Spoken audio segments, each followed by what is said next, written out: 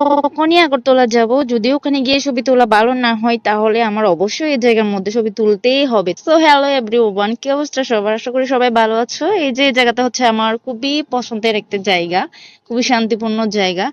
তো সকাল সকাল আমি তো নেতাজি স্কুলের প্রোগ্রামে গেছিলাম, যেহেতু ওখানে অনেক মানুষের ক্রাউড ছিল, সেজন্য ওখানে ভালো করে ছবি তোলা হয় নাই আর ভিডিও করা হয় নাই। ভিডিও তো এমনি করছে অনেকগুলো, কিন্তু আমার নিজের পার্সোনাল ভিডিও করি নাই আর কি।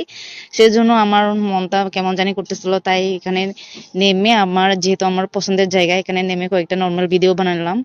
এই দেখতেই পাচ্ছো নিচে একটা পুকুর আছে, অনেক সুন্দর জায়গা। আসলে এই জায়গাটার নাম হচ্ছে তপবন আশ্রম। এখানে হচ্ছে একটা মন্দির আছে, মন্দিরটা এখান থেকে অনেক দূরে, আরো আরো ভিতরে মন্দিরটা। তাই এই যে মন্দিরের বাইরে আমি কতগুলো ছবি তুললাম, ভিডিও। অনেক দূরে মন্দিরটা আসলে। এই যে এখানে একটা লাউ গাছও আছে, খুবই সুন্দর শান্তিপূর্ণ জায়গা।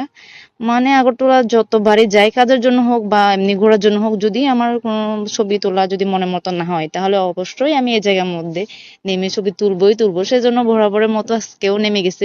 আমার পছন্দের জায়গা বলে কথা, আর ক্যামেরাম্যান বকা তো শুনতেই হবে, সে তো আমাকে বকা দিয়েই যাচ্ছে। সমস্যা নাই, আমি তো ছবি তোলা শেষ হয়ে গেলে আমার এই বকাগুলো কোনো কাজেই আসবে না, তো আমার ছবি তুলতেই হবে। তো আজকে ভিডিওটা এই পর্যন্ত। সবাই ভালো থাকবেন, সুস্থ থাকবেন, টাটা, বাই বাই।